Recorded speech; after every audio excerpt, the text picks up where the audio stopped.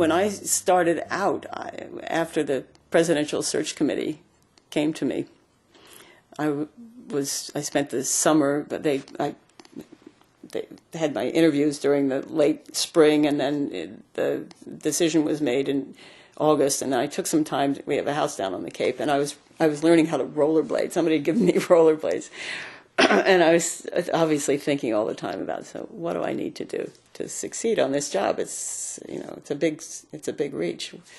Will I be successful? I don't know. Who do I have to be successful? And rollerblading on the Cape Cod Canal back and forth for hours, just thinking about this. And so I developed this little mantra, and I kept, kind of changing a word here and there. And so the mantra ended up being, be tough, be clear, be honest, be fair, be true to yourself, and keep your own counsel. That was sort of my little prescription for myself about how, if I could do those things, I probably would not completely self-destruct. There's a wonderful quotation in the Once and Future King, the T.H. White book, and where Merlin is saying to the young Arthur, the world can be, a disaster, and people can lie to you, and it's eloquently written because T.H. White writes so beautifully, and all these awful things can happen. And the only thing that you can hold on to is learning. And he says, at the end, learning is the thing for you. And so, I think as a core value, the fundamental commitment that whatever else happens, we're going to learn from this, and we're going to come out of it more whole than we were when we went into it, is a core value. I'll tell a little story. It's IHI related in a way, about that. My husband was president of the Dana-Farber Cancer Institute when that tragic and devastating mistake was made. An overdose of chemotherapeutic treatment for a patient who died, and who had been the health writer for the Boston Globe. So it was written about every day in the Boston Globe for the better part of a year. It completely tore Dana-Farber apart. It tore my husband apart.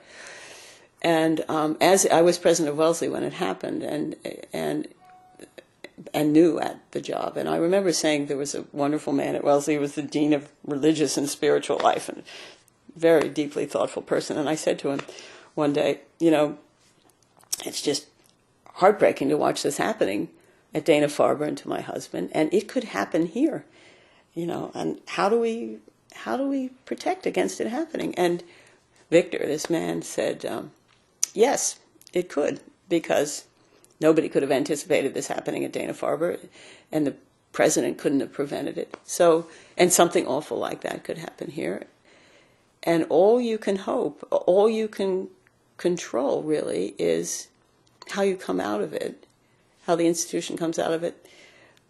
You can't really control. You can do your best to try to protect it and move it forward. But how you come out of it, you can come out of it more whole as a human being out of a situation like that, or you can let it break you. And that you can control. That's a choice you as a human being can make. And I thought that was really powerful and important. And I did, so I sort of held on to that too, as okay, maybe I'll succeed, maybe I won't, but I can be growing as a human being, as more and more connected to myself, to what I care about, and clearer and clearer about that, more and more able to be present to other people and in the moment in ways. And that's a lifelong journey, clearly, for all of us.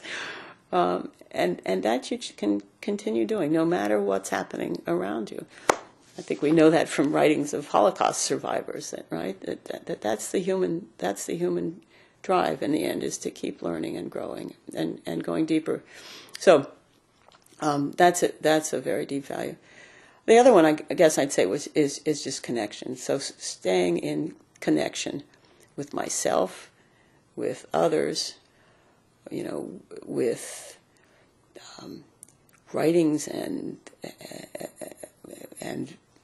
other kind of sources of inspiration and of clarity, and just, I think the real risk in leadership, when you're being buffeted by all of these forces and demands and challenges and questions, is that you become isolated. You become more and more isolated. And so always, for me, always when I was, losing my self-confidence or feeling dispirited or just feeling overwhelmed, the first thing I would say to myself was reach out to somebody, find a connection, and in those connections will be the beginnings of some process of clarifying what's going on and sorting it out and coming to some clear idea about